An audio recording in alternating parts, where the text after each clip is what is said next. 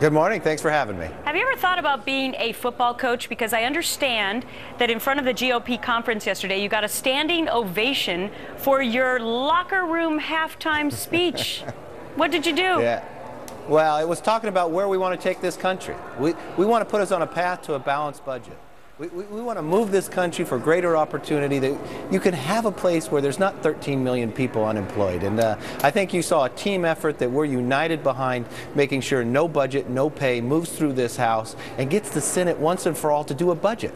How can you ever plan for the future if the number one thing you're supposed to do as elected official, they can't do? It's interesting because the Republicans have taken a hit for sort of being the road blockers. But when you actually look at some of the facts, as you just point out, the Senate has not passed a budget since 2009.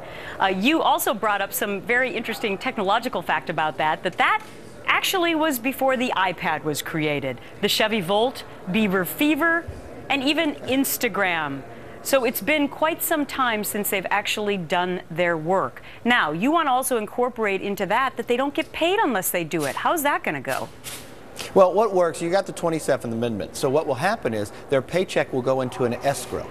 And look, elected officials should pass a budget. How does the president stand before and give his speech about what he wants America to invest in and ask the American public to give them more money without even telling them where they're going to go or how they're going to balance the budget? They talk about being able to cut government, but they never show you where they're going to go. So having a budget is fundamental. This bill will move. April 15th is the deadline where both houses are supposed to pass a budget. We give them a little more time, trying to be fair in the process, into May.